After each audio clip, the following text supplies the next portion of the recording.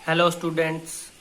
आज हम पढ़ेंगे GOC general organic chemistry and that are very important for the point of view IIT JEE aspirant and the +1 and +2 students and I hope you have understand that the GOC जो हम आज आपको GOC पढ़ाएंगे, ठीक है। General organic chemistry के बारे में सीखेंगे, ऑर्गेनिक कंपाउंड क्या होते हैं, उसकी हिस्ट्री क्या है, ठीक है। तो चैनल पे बने रहिए और वीडियो को ज़्यादा से ज़्यादा शेयर करें अपने फ्रेंड्स के साथ, ठीक है।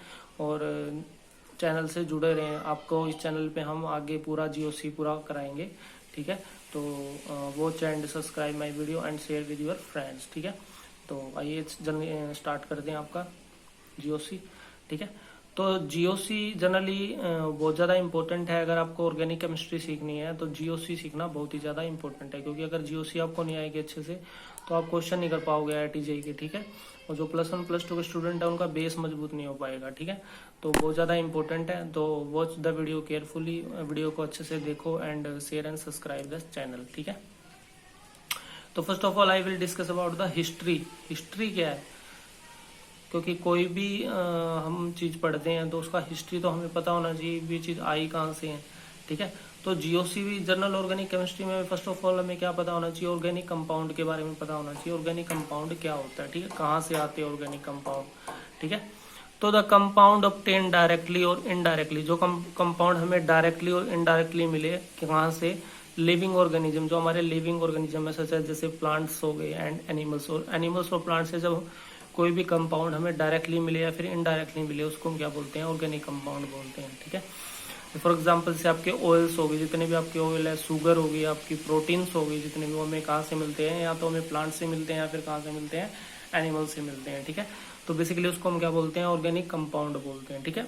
क्योंकि जो आपका ऑयल्स होते हैं ना, उसमें बहुत ही लॉन्ग कार्बन की चेन होती है, ठीक है। तो ये हमें कहाँ से मिलते हैं, बेसिकली हमें प्लांट से मिलते हैं, ठीक है, एनिमल से भी मिलते हैं, ठीक है। तो ये तो बात हो गई आपकी ऑर्गेनिक कंपाउंड की हिस्ट्री भी। ऑर्गेनिक कंपाउंड बेसिकली पहले क्या बोला जाता था, डायरेक्टली और इनडायरेक्टली हमें कहाँ से मिले, लिविंग ऑर्गेनिज्म से। उसके बाद आता है आपका इनऑर्गेनिक कंपाउंड, ठीक है। The compound obtain from non living source, जो कंपाउंड हमें कहाँ से मिले, जो नॉन लिविंग सोर्स से मिले, उसको हम क्या बोलते हैं, इनऑर्गेनिक कंपाउंड बोलते हैं, ठीक है। जो नॉन लिविंग थिंग से बनाए जाते हैं, फॉर एग्जाम्पल जैसे साल्ट हो गया आपका, कैल्शियम कार्बोनेट हो गया, ठीक है। तो ये बेसिकली आपके क्या है, इनऑर्गेनिक कंपाउंड है, ठीक है। तो ये तो बात होगी आपकी इनऑर्गेनिक कंपाउंड की। उसके बाद में जो साइंटिस्ट आया वो था आपका ब्रिजिलियस, ठीक है। तो ब्रिजिलियस ने क्या कहा, ब्रिजिलियस हाइपोथेसिस क्या था, ब्रिजिलियस हाइपोथेसिस के बारे में पढ़ेंगे हम। ब्रिजिलियस हाइपोथेसिस क्या था, तो ब्रिजिलियस ने क्या कहा था, दो नेचुरली मिस्टीरियस फोर्स जो ऑपरेट होती है ना प्लांट्स के ऊपर और एनिमल, जो प्लांट्स या एनिमल्स के ऊपर जो नेचुरली मिस्टीरियस फोर्स ऑपरेट होती है और वो क्या बनाती है, ऑर्गेनिक कंपाउंड की फॉर्मेशन करती है, ये बोला ब्रिजिलियस ने, ठीक है। मतलब कोई भी है, फॉर एग्जांपल जैसे कई बार क्या होती है, रूट्स अपने आप ही निकल जाती है, ठीक है। मतलब जैसे कोई भी ग्राउंड हो गया, कोई भी आप कहीं पे भी देख लो, कई बार रूट्स अपने आप निकल जाती है, पौधा बन जाता है, ठीक है। ऐसा क्यों होता है, क्योंकि नेचुरली मिस्टीरियस फोर्स लग रही है उस जगह पे, ठीक है, इसलिए ऐसा होता है, ठीक है। तो naturally mysterious force which operate on plants and animals and they produce organic compound, और वो क्या करती है, ऑर्गेनिक कंपाउंड की फॉर्मेशन करती है, ठीक है। ये किसने बोला था, ब्रिजिलियस ने बोला था, ठीक है।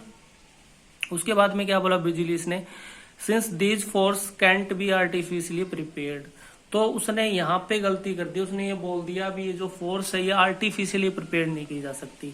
मतलब उसने बोल दिया भी जो ऑर्गेनिक कंपाउंड है उनको आर्टिफिशियली प्रिपेयर नहीं कर सकते हम भी, अगर नेचुरल मिस्टीरियस फोर्स लगेगी तभी आपका कोई ऑर्गेनिक कंपाउंड बनेगा, अदरवाइज नहीं बनेगा। यहाँ पे इसने बहुत बड़ी गलती कर दी, क्योंकि जो आपका ऑर्गेनिक कंपाउंड है वो आर्टिफिशियली भी प्रिपेयर किया जा सकता है। ऐसा किसने बता दिया, ऐसा आगे जो नेक्स्ट साइंटिस्ट आया जिसको हम बोलते हैं वूलर। वूलर ने क्या बना दिया, वूलर सिंथेसिस था, उसने क्या किया, यूरिया की फॉर्मेशन कर दी अमोनियम साइनेट लेके। उसने एक कंपाउंड लिया अमोनियम साइनेट, और अमोनियम साइनेट से उसने क्या कर दिया, यूरिया की फॉर्मेशन कर दी। मतलब एक आर्टिफिशियली कंपाउंड बना दिया। जो पीछे ब्रिजिलियस ने बोला था वो यहाँ पे रॉन्ग हो गया, क्योंकि ब्रिजिलियस ने बोला था नेचुरली मिस्टीरियस फोर्स लगती है, हम artificially we can't prepare the artificially, पर यहाँ पे वूलर ने क्या कर दिया, आर्टिफिशियली प्रिपेयर कर दिया, ठीक है। तो यहाँ पे उसकी वूलर का जो सिंथेसिस, सॉरी जो आपका फ्रेंड जो बिजलियस का हाइपोथेसिस था वो फेल हो गया। ठीक है, तो इन 1828 फ्रेंडलिच वूलर ने क्या बना दिया, describe conversion of ammonium cyanate to urea. तो आपको पता होना चाहिए 1828 में फ्रेंडलिच वूलर ने क्या किया, अमोनियम साइनेट से यूरिया की फॉर्मेशन कर दी। ठीक है, तो urea here was an unstable intermediate, जो एक अनस्टेबल इंटरमीडिएट का काम करता है वूलर सिंथेसिस में। तो अभी तक हमें ये पता नहीं लगा जो ऑर्गेनिक केमिस्ट्री उसकी डेफिनेशन क्या, क्योंकि पीछे हमने पढ़ा है लिविंग और नॉन लिविंग थिंग्स से बनाए जाते हैं ऑर्गेनिक कंपाउंड। उसके बाद जो आपका ब्रिजिलियस, उसने बोला भी नेचुरल मिस्टीरियस फोर्स लगती है, आर्टिफिशियली प्रिपेयर नहीं किए जा सकते। उसके बाद वूलर सिंथेसिस आया, वूलर ने क्या बोल दिया, हम वूलर ने क्या कर दिया, अमोनियम साइनेट से यूरिया बना दिया, मतलब आर्टिफिशियली प्रिपेयर करके दिखा दिया। उसके बाद जो मॉडर्न ऑर्गेनिक केमिस्ट्री है, उसके बाद साइंटिस्ट आया कोल्ब, इसने क्या किया, एसिटिक एसिड की फॉर्मेशन की 1845 में। ठीक है, जो एक ऑर्गेनिक कंपाउंड है, मतलब उसने क्या किया, यहाँ पे देखो सबसे इंपॉर्टेंट बात क्या है, जो कोल्ब प्रोसेस था जिसमें हम एसिटिक एसिड बनाते हैं वो किससे बनाया, इनऑर्गेनिक कंपाउंड से, मतलब एक इनऑर्गेनिक सोर्स लेके इसने क्या किया, ऑर्गेनिक कंपाउंड की फॉर्मेशन की। ठीक है, एक इनऑर्गेनिक सोर्स लेके। ठीक है, तो आपको पता होना चाहिए जो कोल्ब है उसने क्या किया, एसिटिक एसिड बनाया एक इनऑर्गेनिक सोर्स लेके, लेबोरेटरी के अंदर ऑर्गेनिक बना दिया, मतलब यहाँ पे देखो अलग ही हो गया। अब यहाँ पे इनऑर्गेनिक से ऑर्गेनिक सोर्स बना दिया, ऑर्गेनिक कंपाउंड बना दिया। ठीक है, उसके बाद जो नेक्स्ट है ऑर्गेनिक कंपाउंड, आगे जो मतलब अभी तक हमें एग्जैक्ट जो डेफिनेशन है वो नहीं मिली ऑर्गेनिक कंपाउंड की। उसके बाद देखो क्या बताया गया, कंपाउंड कंटेनिंग ऐसे कंपाउंड जिनमें कार्बन और हाइड्रोजन होते हैं मेन एलिमेंट के रूप में, वे बेसिकली उसको हम ऑर्गेनिक कंपाउंड बोलते हैं। ठीक है, तो compound containing carbon and hydrogen as main element, ऐसे कंपाउंड जिनमें कार्बन और हाइड्रोजन मेन एलिमेंट में होते हैं और sometime along with sub element, और कुछ सब एलिमेंट भी होते हैं, जैसे आपके ऑक्सीजन हो गया, नाइट्रोजन, सल्फर और हाइड्रोजन, ये चीजें भी हो सकती है आपकी। ठीक है, तो उसको हम ऑर्गेनिक कंपाउंड बोलते हैं।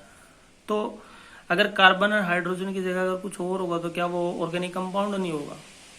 Can you imagine? For example जैसे अगर मैं ले लूँ CO2, कार्बन डाइऑक्साइड ले लूँ, तो इसके अंदर तो हाइड्रोजन नहीं है, तो क्या ये ऑर्गेनिक कंपाउंड नहीं है? तो ये ऑर्गेनिक कंपाउंड नहीं है। ठीक है, अगर CO की बात करूँ मैं, कार्बन मोनोऑक्साइड ले लूँ, क्या ये ऑर्गेनिक कंपाउंड है? ये भी नहीं है आपका ऑर्गेनिक कंपाउंड। ठीक है, तो ऑर्गेनिक कंपाउंड क्या है, ऑर्गेनिक कंपाउंड किसको बोलते हैं हम?